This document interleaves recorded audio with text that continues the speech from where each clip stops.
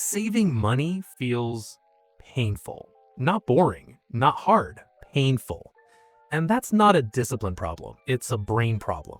Because when you don't spend money, your brain reacts the same way it reacts to loss. That's why you promise yourself you'll save and somehow still end up broke at the end of the month. But here's the twist. Your brain isn't broken, it's just running old software. And today, we're fixing that. Think about this. You get paid, you feel relief.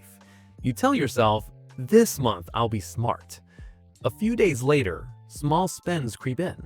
Coffee, food delivery, a subscription you forgot about, something small to reward yourself for studying or surviving the week. And when it's time to save, your brain hesitates. I'll start next month. I don't earn enough yet. I deserve this. Sound familiar? This isn't because you're irresponsible. It's because your brain is wired to protect comfort, not future you. And the same thing happens with studying. You know you should revise early, but your brain pushes it off because effort now feels worse than stress later. Same pattern, different problem. But here's where it gets interesting. Your brain hates two things more than anything: uncertainty and delayed rewards. Saving money is both. When you spend, your brain gets an instant hit of dopamine, relief, comfort, control. When you save, you get nothing. No feeling, no reward, just a number going up somewhere you don't look at. So your brain labels saving as loss. Loss of comfort, loss of options, loss of pleasure. That's why saving feels harder than earning. And here's the scary part. Your brain would rather keep you safe today than wealthy tomorrow. But here's the twist most people never hear. If willpower worked, you'd already be good with money. So the solution isn't try harder. It's changing what your brain thinks saving means. Let's break that down. Step 1.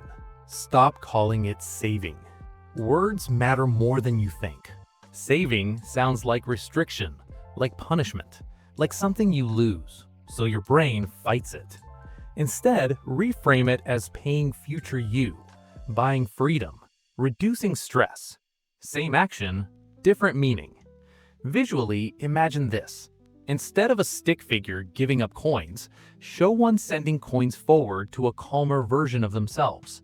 When saving feels like progress, your brain stops resisting. But that's not enough, because even with better framing, your brain still wants proof. Rewiring step 2. Make saving visible. Your brain doesn't trust invisible wins.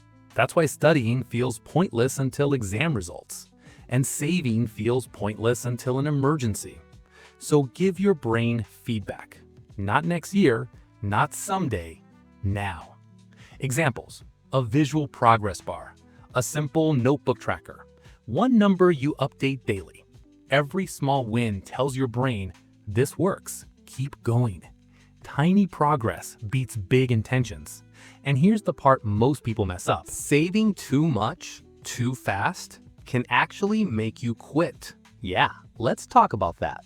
Rewiring. Step 3. Lower the bar. Your brain prefers consistency over intensity. Saving $50 every day beats saving $5,000 once. Same with studying. 2 focused pages daily beats cramming all night. So start embarrassingly small. So small your brain doesn't panic.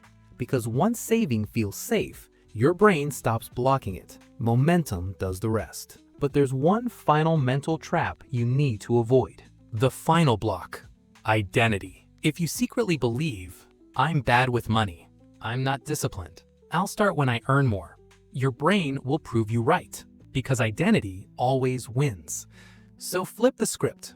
Not, I'm trying to save, but I'm someone who saves. Not someday, not when life is perfect. Now, even if it's small, especially if it's small, because identity grows from evidence. Let's recap. Your brain blocks saving because it feels like loss. Rewards are delayed. Progress is invisible. You fix it by reframing saving as freedom, making progress visible, starting smaller than feels necessary, acting like the person you want to become. This isn't about money.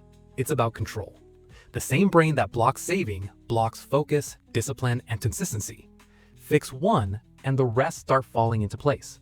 So tonight, don't try to save more. Just prove to your brain that saving is safe. One small step. Future you is already grateful. Let's level up together.